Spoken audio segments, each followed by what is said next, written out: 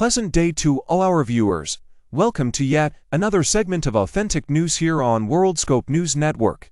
Today, we are looking at the news about the floods which are currently plaguing East African countries.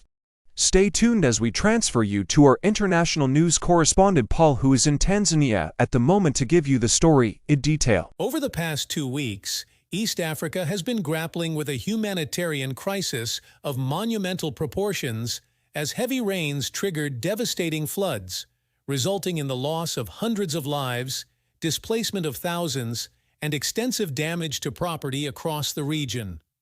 According to a report by the East African, countries such as Kenya, Uganda, Tanzania, and Burundi have borne the brunt of these relentless storms, with vital transportation arteries like highways and railways forced to shut down temporarily. Experts have raised alarm bells regarding Tanzania's agricultural sector, a vital source of food for the region. They anticipate a substantial decrease in yields, with projections indicating a potential reduction of up to 30% due to the adverse effects of the floods.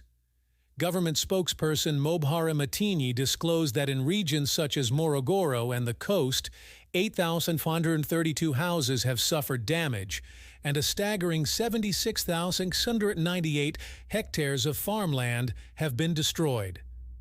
Prime Minister Kassim Majaliwa addressed the Tanzanian parliament, revealing the grim toll exacted by the floods.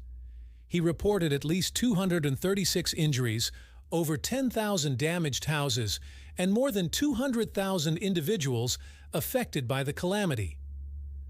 Mr. Majaliwa attributed these catastrophic events to the heavy El Niño rains, exacerbated by strong winds and resulting in widespread flooding and landslides across the nation.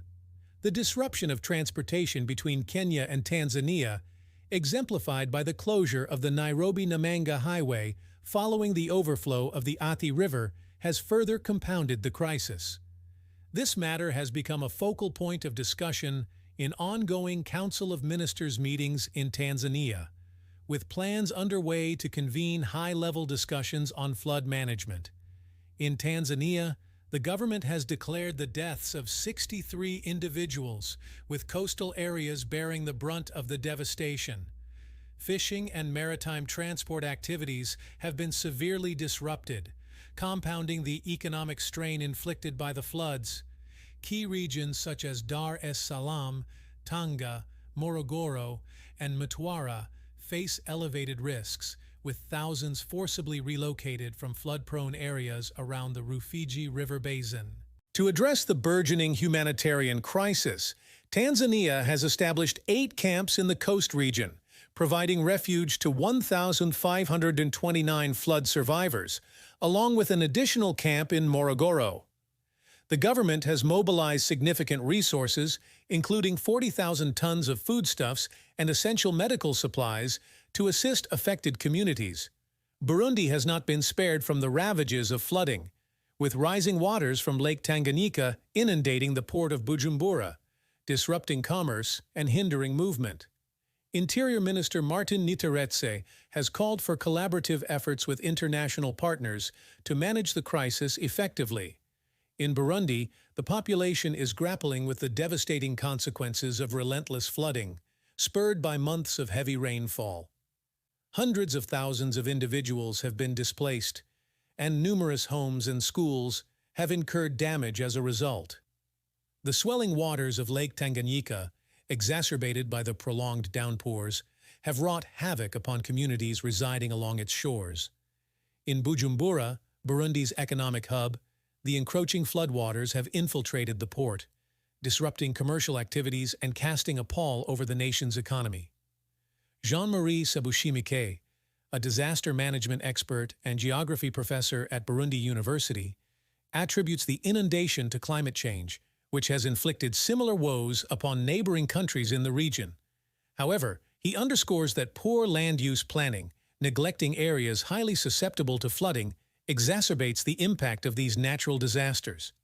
Since September, the United Nations reports that over 200,000 individuals have been displaced by flooding, an unfortunate consequence of the El Niño weather phenomenon.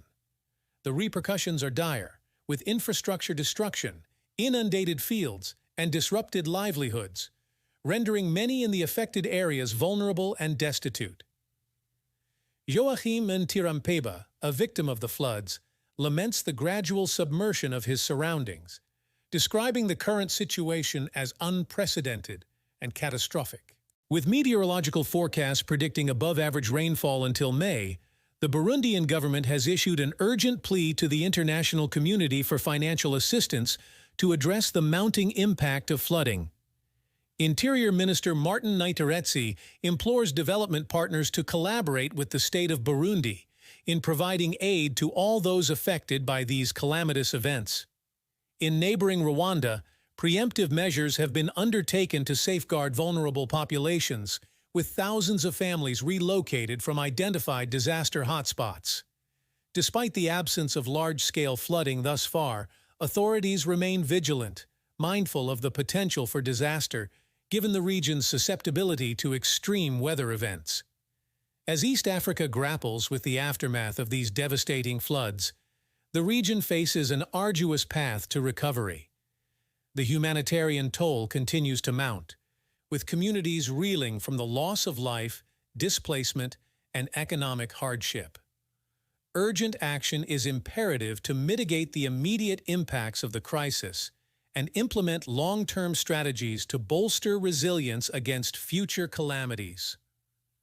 Collaboration among governments, international organizations, and local communities is paramount to navigate these turbulent waters and rebuild the foundations for a more resilient and sustainable future. Many thanks to Paul for giving us a detailed update of the East African flood situation as it unfolds. Thank you very much, viewers, for watching our news editions. We require your support by means of subscribing to our channel as well as sharing and commenting. We will continue to provide you with authentic and updated news worldwide.